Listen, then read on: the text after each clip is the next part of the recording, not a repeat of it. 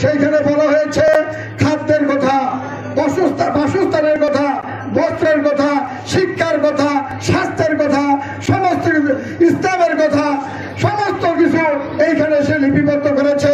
আগামী দিনে আমাদের নেতা তারেক রহমান যখন রাষ্ট্র পরিচালনার দায়িত্বভার গ্রহণ করবেন, তখন তিনি এই 31 দফা বাস্তবায়ন করার জন্য তার জীবনকে উৎসর্গ করে তিনি এই দেশ পরিচালনার জন্য এই 31 দফা বাস্তবায়ন করবে।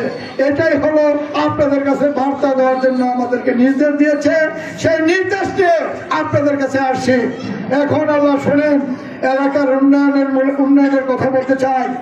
আপনারা জানেন এই যে রাস্তা দিয়ে আসলাম, কত বছর আগে আমার ভাই জনাব মোতালেব হোসেন রতন এই এলাকায় যখন মেম্বার ছিল, আমরা শুনেছি, আপনারা শুনেছেন যে এই মৌসার চালাবন নাকি আমরা সিঙ্গাপুর বানিয়েছিলাম। কে বলছিলাম? আমার গ্রামের মানুষ, ফায়দাবাদের মানুষ আমাদের সাথে হিংসা করতো যে ওনারা দুই ভাই মোতালেব আর কফিল এই মৌসার আর চালাবনের রাস্তাঘাট করে, আমাদের অনেক রাস্তাঘাট করে না।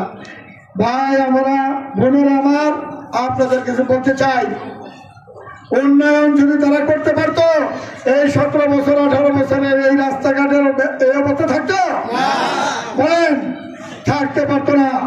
আজকে যে পাইপ পড়েছে আমাদের আপনাদের সাবেক মেম্বার এই ওয়ার্ডের, উনি বলেছে পাইপ পড়ে গেছে।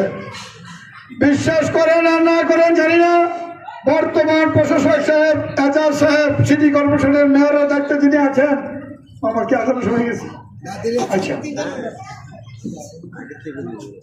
এই রাস্তাঘাটের জন্য আমরা দুই ভাই, আমরা যখন ক্ষমতা ছিলাম 2002 থেকে 7 সাল যেমনি ভাবে পরিশ্রম করেছি, আমরা এখনো পরিশ্রম করে যাচ্ছি।